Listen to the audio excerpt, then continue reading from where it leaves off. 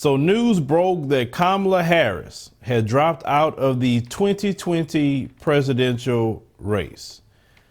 Kamala was favored to possibly be the Democratic nominee when she first came out. She had her big rally in California. She raised about $24 million right up front for her campaign. She was actually polling better than the people that's leading right now. So what happened to Kamala Harris's campaign? A lot of people that support her that are very upset and saddened by this, which I expect them to be. But then I also want to pay attention to those who will take a lot of shots, slings and arrows. And there's some people that's really bothered right now. There's some people that say, wait a minute, this is not the same black community anymore. Understand something. Kamala Harris, as I stated on Twitter, if you're not following me on Twitter, follow us on Twitter. She made a grave political mistake. This is outside of her horrible record as a district attorney. But I want to play you just that one little clip so we can just remember what made her just dead in the water for a lot of black Americans. The reality also is this: any policy that will benefit black people will benefit all of society. Let's be clear about that. Let's really be clear about that. So I'm not going to sit here and say I'm going to do something that's only going to benefit black people. No. Now, Kamala said that she's not going to do something only for black people. No. Okay? But listen to this short clip. Who is she willing to do something for? But also, and what I announced today is a plan to take executive action to immediately reinstate protection for DACA recipients and also expand those that would be allowed to actually receive DACA protection, and then give dreamers a pathway towards citizenship. So Kamala had an emphatic no for us, but it was okay for people who are immigrants who will receive DACA. That's fine. You can specifically give them something that is tangible to them and not for everybody. But when it came to black people, you had to give them that rising tides lift all boats crap. See, they wanted her to be Barack Obama part 2. And we learned the lessons from Barack Obama. 8 years of taking a lot of slings and arrows from the race soldiers because they was upset that they had a black president in office. Have you noticed it's not as bad anymore with the race soldiers as they were during the presidency of Barack Obama? Have you noticed that? Yes, you still have police brutality incidents, but it wasn't on overdrive like it was during the 8 years of Barack Obama. Please pay attention to that, okay? We suffered because of him being in the White House. At least if we're going to suffer, let's get something out the deal. We didn't get anything out the deal, anything but lectures, talked down to, black men constantly being talked down to by Barack Obama. He didn't do nothing for us at all. And black people have opened their eyes and they have understand this now. Black men and black women understand this now. So when Kamala Harris show up trying to do what Obama has done, and they talking about this Obama coalition, that's not going to work. See, back then, nobody asked anything from Barack Obama like we are asking now. See, back in that time period, it was the old school, I'm just happy to see somebody black in office. They don't have to do nothing for me, but at least when I see them, the optics is all I'm pleased about. Because in this country, optics mean a lot to certain people. Optics mean a lot with representation. Optics mean a lot in relationships. It's optics with people. They get like, oh, okay, I'm fine because I see this. And what black people have saying, say, wait a minute. After the civil rights movement, we've had all these black candidates, and that's an optic, but we haven't got nothing. In over 50 plus years, after being the #1 voting bloc of the Democrat Party, being the #1 voting bloc, we haven't seen anything from them except black representation. And those black representation, they get their paychecks, but we get nothing out of the deal. And you see them, they look polished, not a hair out of place. They go to these events. They everywhere, these black politicians. But they don't do nothing for black people. Now black people are saying, no, we need a black agenda. We need our reparations. That's what we need. We're not going to no longer sit down and watch everybody else eat and while we starve. Those days are done. And if you're not prepared to do anything for us, you don't have to. Fine, continue operating like you operate, and let's see how many times you get to 1600 Pennsylvania Avenue. The way to the White House is through the black community. If you look at the numbers, when black people show up, for the Democrat Party at least, they win.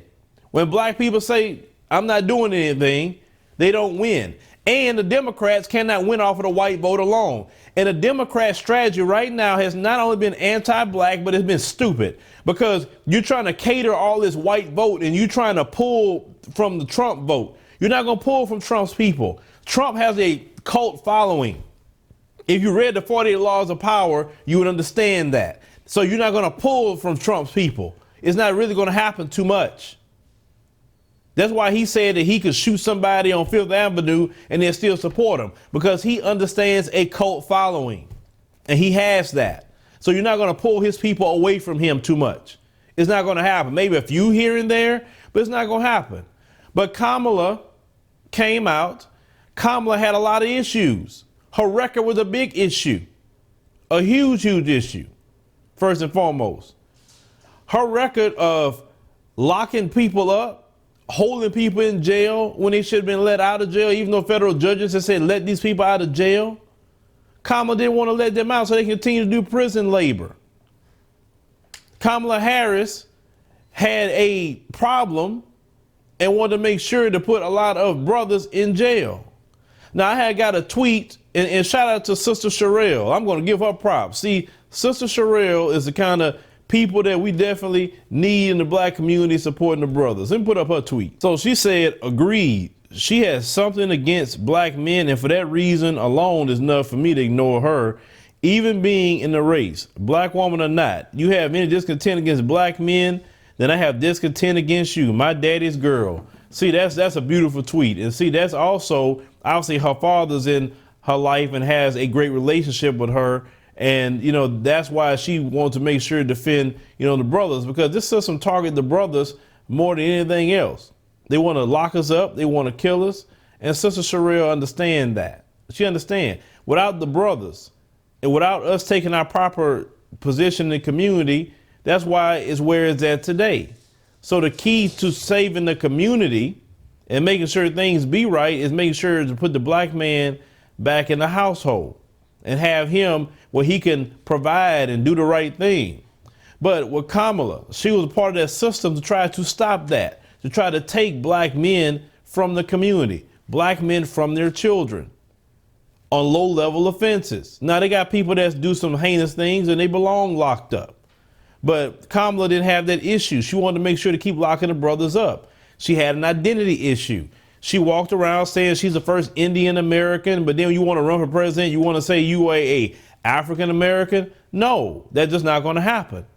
You either identify as a, you know, Jamaican American and Indian American, and we'd have been cool with that. Okay. We understand Jamaicans are black people.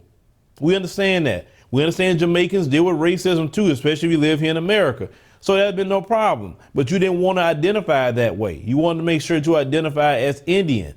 Kamala decided to insult black people and pull a Hillary Clinton and trying to talk about you're dancing a Cardi B. Why are you dancing a jig for black people? You think we're that stupid that we dancing a jig? As I stated before, you didn't see white folks and Hispanics and Asians, all these different group of people dancing a jig for their people to say, hey, I'm like you. We look at that as silly. We don't need that right now. We don't need you dancing. We want to go to see somebody dance. We go pay for that.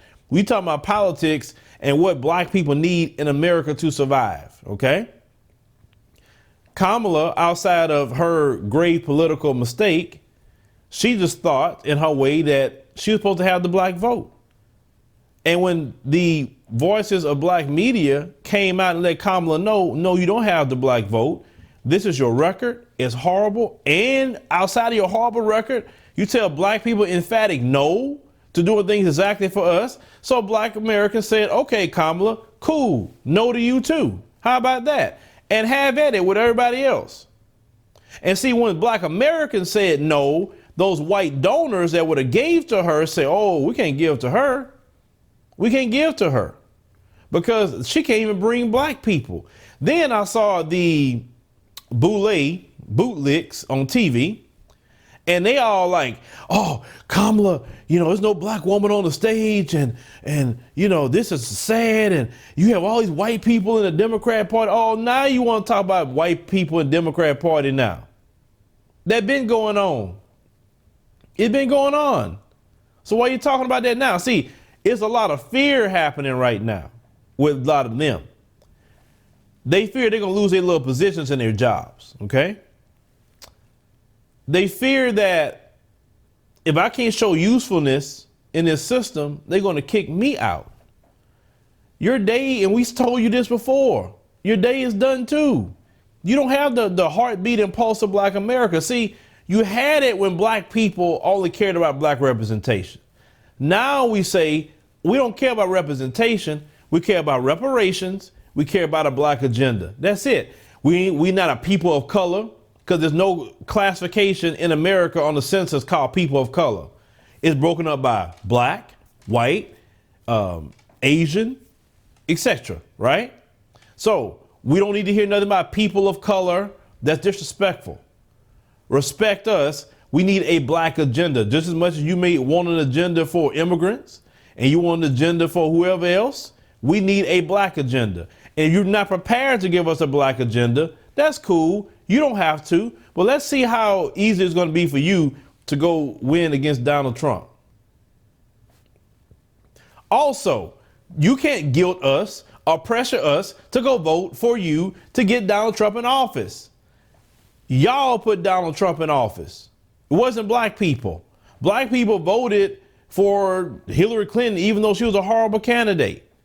Y'all put Donald Trump in office. It is not the black Americans' job to fix anything that you have messed up. See, ever since we have been slaves here in America, you've always done things and expected us to go clean it up. Go take care of your children, breastfeed your children, clean your house, cook your meals, work your farms, give you our inventions, give you everything.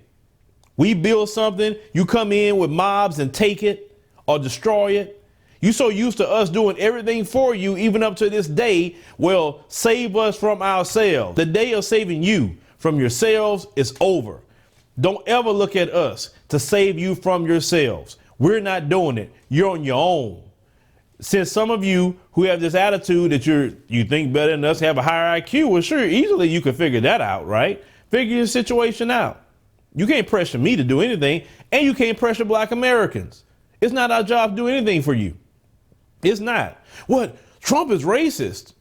Been living in a racist nation for hundreds of years. Like, how Donald Trump gonna change anything for me? All other brothers and sisters. How? No, the fact is, you don't like he's unraveling your world. You don't like what he's doing on the world stage. You don't like what he's pulling. That's what you don't like. You fix it.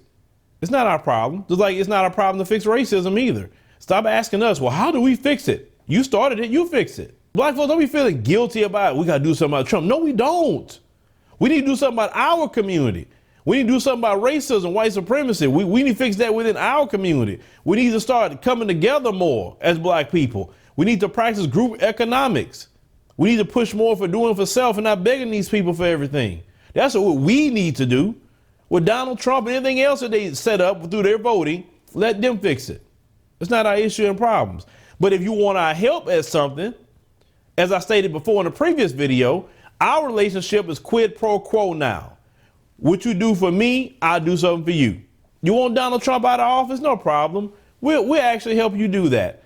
But we need our reparations package with cash payments, and we need a black agenda, which includes criminalizing racism. That's part of my black agenda, at least. Criminalizing racism, punishing police, because you don't punish them when they do police brutality. You don't punish them at all. We're not saying transfer them to a different department. We're saying fire them and revoke their peace officer's license. Things like that. Put them in jail like you put everybody else in jail. Education, we need that. It's a big package that we need for a black agenda that we can go through, but we need that. And if you're not prepared to do that, and if you say, well, how are we going to pay for it? Ain't my problem. Don't ask me how you're going to pay for it. I'm telling you, reparations is about $17.1 trillion.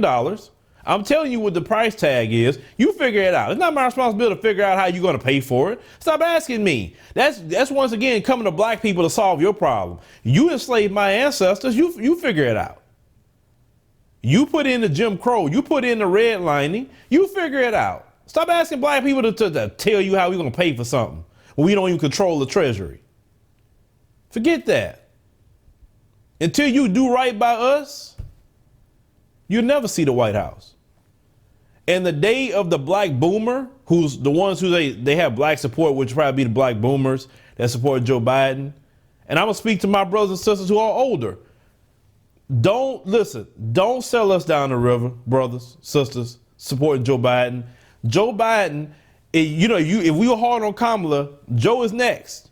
Because Joe had helped write that crime bill, and he was proud of it, that ushered in the last stage of mass incarceration of the black man and black woman here in America.